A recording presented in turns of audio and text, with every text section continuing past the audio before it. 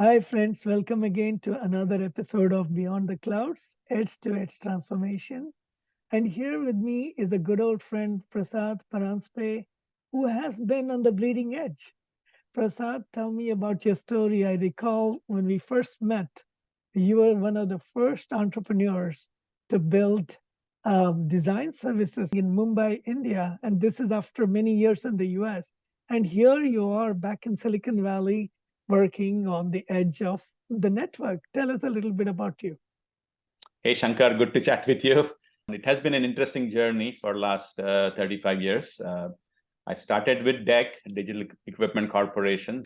And yeah, it was a great experience right out of the masters to spend, spent 6 years at DEC, worked on a lot of ASICs.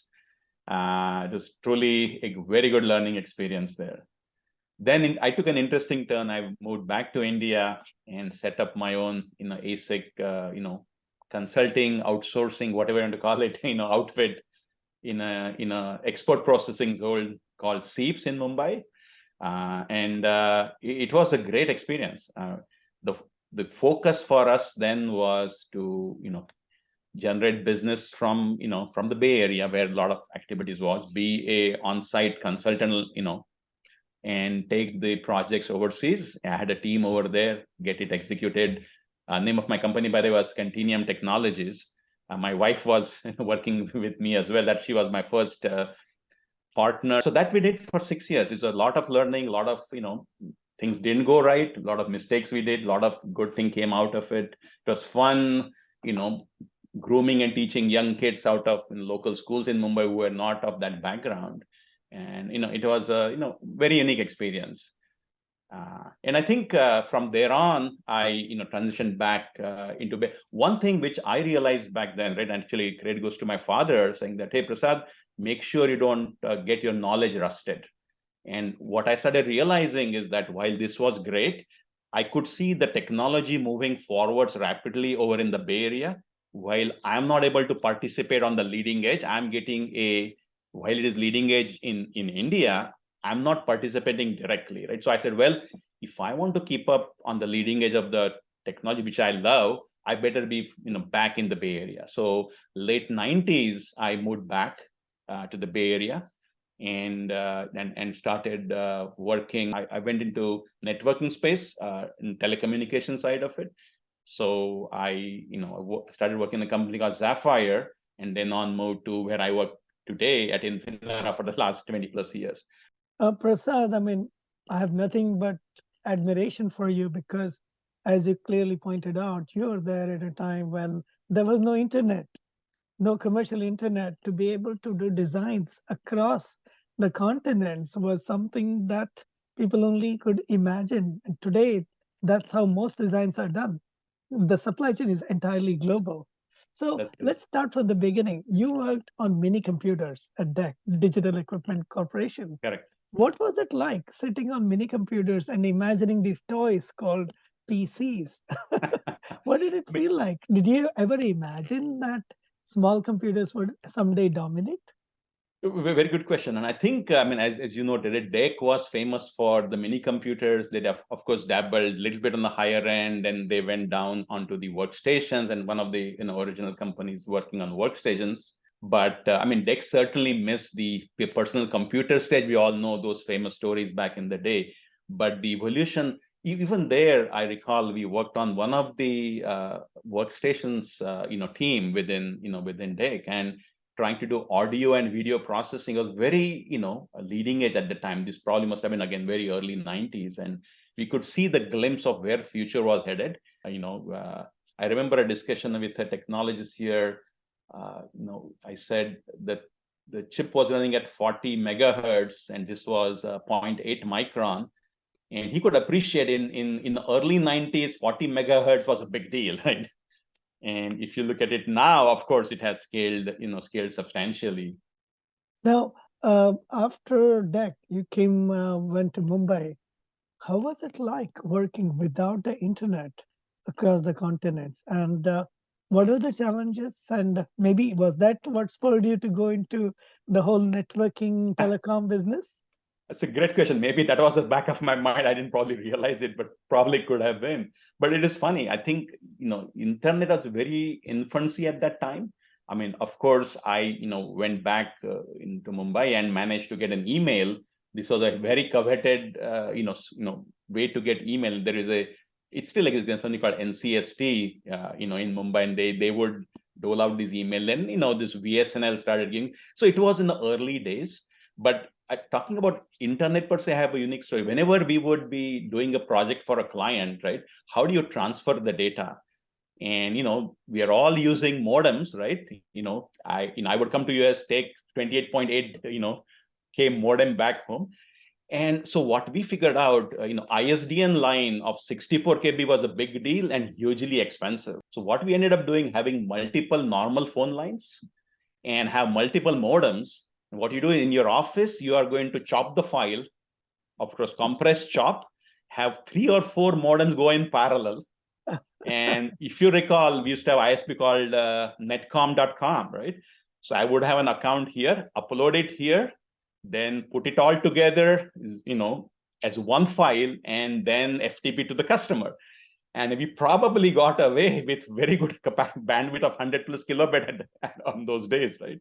I mean, you just had to go solve the problem as it came along, right? That's the only way, to go about these things, right? Speaking of which, you worked on the entire stack of networking from the very early days to like 5G, 6G. Can you tell us a little bit about the history and where you see it going forward from the very early days of the networking revolution, with many successes, many failures? So, what did you see from your point of view? What worked, what didn't? How did GSM come about? Anything you want to share? Sure, yeah. So I think once I moved back to US, and then specifically to Bay Area, where the action was, networking was overall, is the hot field at the time. I joined a company called Sapphire, which was more on the telecommunication side of networking, unlike Datacom. And and I think back then, right, this was late 90s. It was very clear that internet was picking up steam very rapidly. I mean, and the need, as we noted, right, the modem speeds were going up. The web started to get audio and video, right? It wasn't the case in the early days, and you could clearly see that the bandwidth is going to needed and going to grow rapidly. So this was a very good experience there. It was a optical networking company, and our goal there, back in the day, it was Sonnet Technologies and OTN, which was just coming up at the time. Ethernet, of course, is part of it. I mean, of course, there. And so, yeah, I mean, I think that was the goal, trying to, create these high capacity, pipes everywhere. And Zafar was a very good learning experience. It was, we grew quite a bit, and because of, unfortunately the dot-com bust, things didn't go well, right? And I think that's like you said, there is a lesson on things which are very successful or which don't turn out to be, right? And there are tons and tons of reasons. There are certain reasons why I decided to move back to US and not continue on the path I was with Continuum Technologies. Pursuit of leading edge technology was certainly driver there. In this case, I mean, it was interesting to see a growth of a company from 10, 20 people to 300 plus, and certainly not doing that well. You could see how do you start with core engineering, then you form a lot of these support teams all around you, right? I mean, then instead of one finance guy, there are probably a team of 10, 20 in finance, and whole company forms, right? And everybody plays a key role in that, right? It's not just the key technologists who are trying to make it happen. And certainly I saw that at Infinera, the same story. I'm here for the last 20 years, optical networking space. We do a lot of innovation, but it takes the whole team to go make a company successful at the end of the day. The capacity has exploded from a few kilobytes and megabytes to now petabytes and so on. What is causing this? And where do you see the whole need for this kind of transportation of data? Where are we going? As you see in our day-to-day usage, right? I mean, we started, with barely any bandwidth, and we see our kids, and the generation beyond that, right? I mean, the gadgets and the iPhones, and that's how they have been brought up with, right? The need for capacity is significant. So what I've seen certainly with Infinera over the last 20 years in the telecom optical networking space, the capacity is increased literally. I mean, I don't have the exact status, probably 30% year over year, right? The capacity growth is significant. And what we have seen is what we were deploying, in our long haul or submarine networks, that need for large capacity has continued to move closer and closer, right, into your long, your metro networks, and now you're going to your access side. The capacity you want to pack on your network coming in your house is continuously going up. What we are able to cram onto our chips, I mean, Infinera, we make our DSP, silicon chips, as well as make our optical chips. What we need to put into those is a growing generation over generation in a substantial way. The term we use is capacity per wavelength. It has exponentially grown over the last 6 generations we have been developing here at Infinera. And it's our use of a mobile video is certainly picking up, all the internet, all the streaming which we do, certainly AR and VR is coming along. The need for bandwidth is just continues to explode through the roof. And it's really exciting to work in this kind of an industry. You have worked starting from the safety of a big company like Digital Equipment Corporation. You went off into startups, first in Mumbai with Continuum, and then a string of startups. It's not all roses. It's not all a bed of roses. It's not all fun. What kept you in startups rather than the comfort of a large company? And what kept you going through the positives and negatives and the successes and failures? Good question. So it is interesting. I mean, I think some of it is probably, DNA, what you really enjoy to do, I suppose. But in one thing, for me really has been, to learn new things and be up at the cutting edge, hopefully not the bleeding edge, but very close to the bleeding edge, as close as possible. And I think that's where the biggest learning happens. And that's where you can, put in, exciting team of people around you, right? I mean, it's really fun. I mean, of course, none of, not one person is ever able to do things. You need a good team of very capable people, and it's much easier to go form a great team where you are on the, very much of a cutting edge of the technology. And that's what I have seen. Startups really, I mean, the startup culture is whether I was trying to do myself with Continuum or, the companies I've been here in the Bay Area, right? That's where the action happens. People are willing to take the risks, and new ideas come through, and then you go to work on those, right? And that really excites me, and that's what it has been. And as you said, not everything is a success, but a lot of things you learn from the process, right? I mean, is it sometimes it's companies' own mistakes, sometimes it's the situation like .com bust, which one you or I couldn't control. But whichever way it happens, right, it is a very good amount of learning comes out of it. You go apply, in the next one, right? I mean, if I look at it, I was doing Continuum almost 30 years ago, and I thought I knew it all. And I look back, I said, man, I made so many mistakes back in those days. It's not like I wish to go back. No, I mean, I learned a lot from there, and I applied it in my next work, right? And even at Infinera, I'm here for 20 plus years. Every time I've learned, I continue to learn. Is it learning about the technology, or learning to engage and interact with people's within the company, partners, vendors, or how do you manage, right? People, how do you hire people, how do you retain people? Yeah, we all make a lot of mistakes in each of those steps. As long as my goal is, as long as you're learning from these and not repeating the same one, you're good. It's very easy to find stories of success. Whether it's Forbes or Fortune magazine, everybody celebrates success. And it's a lot of fun too, financially as well. But failures are hard to deal with. We rarely see the stories of failures.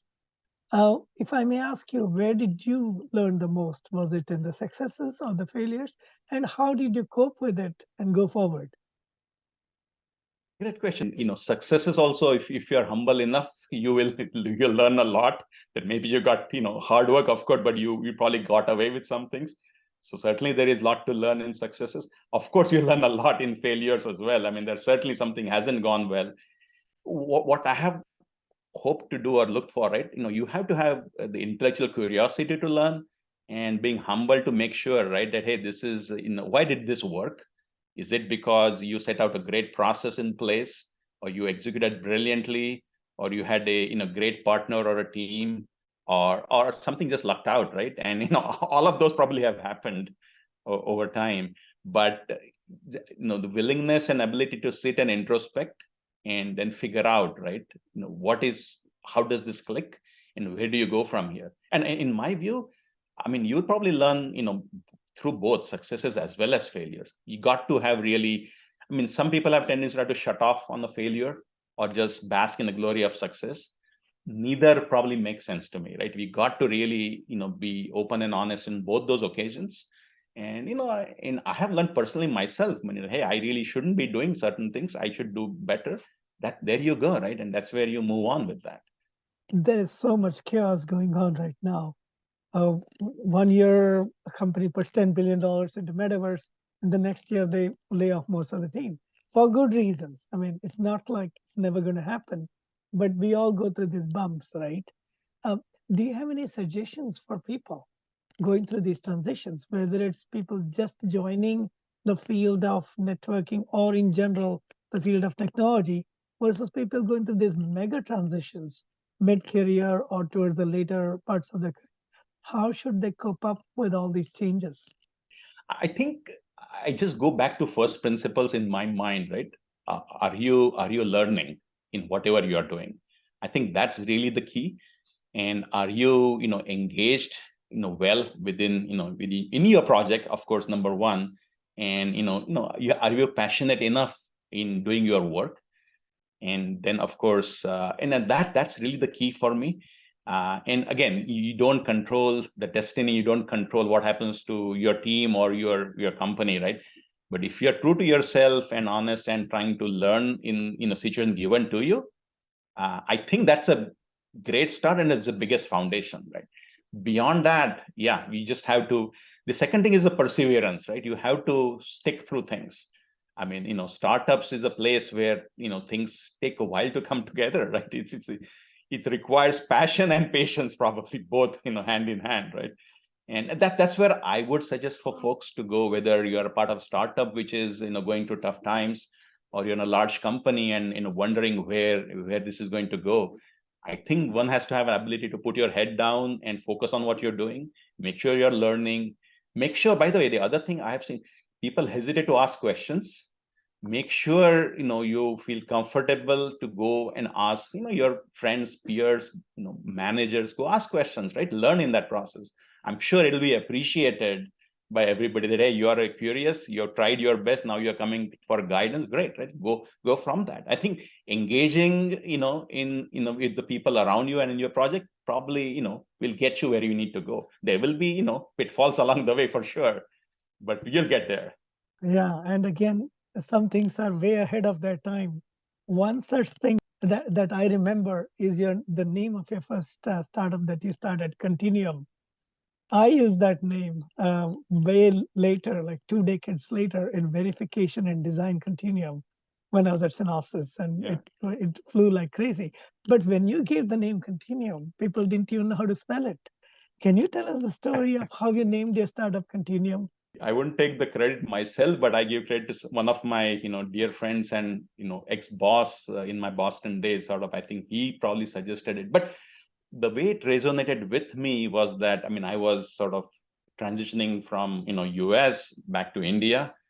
So that was, and trying to figure out how do I keep doing stuff which I enjoy and be back with my family in Mumbai, as well as do the work which I really loved what I was doing in Boston. So how do you have this continuums, right? Whether it is at a geographical level separation, or and then over time, right, in technologies. I mean, while at Continuum, I ended up doing ASIC related consulting work. I ended up doing an EDA project. We did a Verilog to Visual translator. We did some, work with some of our common friends, Shankar, you and mine, on some software. The goal there was, hey, how do you bootstrap and you do different things towards an end goal? End goals could be a little different on different phases, but again, it's a continuum going towards that. For me, coming back to the US was again similar. I need to be on the leading edge of the technology, right? Where is that? So at that time was back to the US, right? So you, and then throughout the industry, that's exactly what is going on right now, right? This is you have to build bridges to go from where to where. It's a slog, but in the end, you can see, if you look back, it is made up of a lot of critical small steps along the way, right? It's a continuum of successes and failures along the way to get you where you go as a individual or as a company or as an industry for that matter. The Golden Gate Bridge right in your background reminds you of the continuum. It's not always you can drive at 100 miles per hour. Sometimes you're on a bridge, sometimes you're stuck in traffic. Sometimes the bridge is shut down for various reasons, like when the Bay Bridge came down during the Loma Prieta earthquake in the 90s or late 80s. Late 80s. Well, wishing you all the best. It's been exciting getting to know you over the years. And also, I think there's so much going on. I was one of the fortunate few who invested through Beachhead Capital in the very first round of Infinera. That was quite a ride. So I have much to thank Infinera. Thank you for that. You are the one who get us going. Thank you, Shankar. But yeah, I was just one great. of many people. Absolutely. But again, the continuum, a lot of it is maintained by angel investors, venture capitalists as well, as well as the staff who put in countless number of hours, taking enormous risks sometimes to themselves and their families. So thank you for that. And to people out there, I'm always looking to hear from interesting perspectives, interesting experiences, successes and failures. So if you know somebody or you're interested in talking about it, please come forward. Thanks again, Prasad. Let's stay in touch about all the new exciting things that are happening in the area of networking. Good to connect with you, Shankar, again.